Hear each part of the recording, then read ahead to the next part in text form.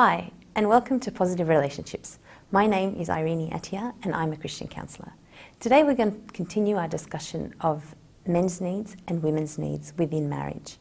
We spoke about the fact that men and women are different, and naturally they have different needs. Although these needs are common for both men and women, the differences lie in their priority of order.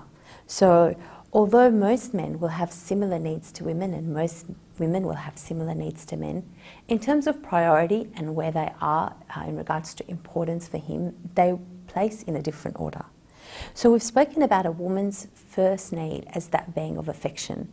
And affection for a woman is where her husband conveys to her the message that he loves her, he cares about her, he is available to her, and he is there to protect her, and that he appreciates what she does. It's also important to note that affection can be expressed in a number of ways, both physical touch and non-physical forms of affection. So things like cards, emails, flowers, or a hug can all be forms of affection within a relationship. We spoke about his primary need, or his first need, as that being sexual fulfillment. And we spoke about the fact that a lot of men and women have varying sexual drives, and that can cause a lot of issues and discussions in a relationship. And we spoke about the fact that it's very important that both husbands and wives are very honest with one another about this area of their relationship. It's important that they can talk about it honestly and openly. And it's important for men to understand that when it comes to a sexual relationship, women need that affection and a stable relationship in order to be fully engaged in the sexual relationship within a marriage. And for women to also know that when it comes to a man's primary need of sexual fulfillment, at times it is separate and isolated from everything else in the relationship for him. So if, for example, the relationship is going through a difficult time, a husband is typically still able to engage in a sexual relationship with his wife. And that can be confusing for a lot of women, because for women, as we were saying earlier, that need for affection needs to be met in order for them to be able to engage wholeheartedly in a sexual relationship with their husband. We then spoke about her need for conversation and communication within the relationship, and the importance of an open and honest dialogue between husband and wife, and the value that there is in having time set aside where he's able to spend time with her and hear about her day and her events and the things that have mattered to her.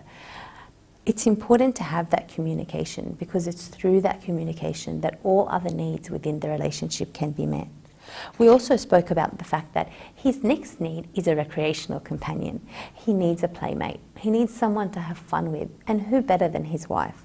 So it's important within a marriage that there are times for fun, spontaneous activities where a couple can enjoy their time together away from their daily routine, as this creates a time for them to create memories and to enjoy one another's company, and maybe even reminisce about the time when they first met and started a relationship.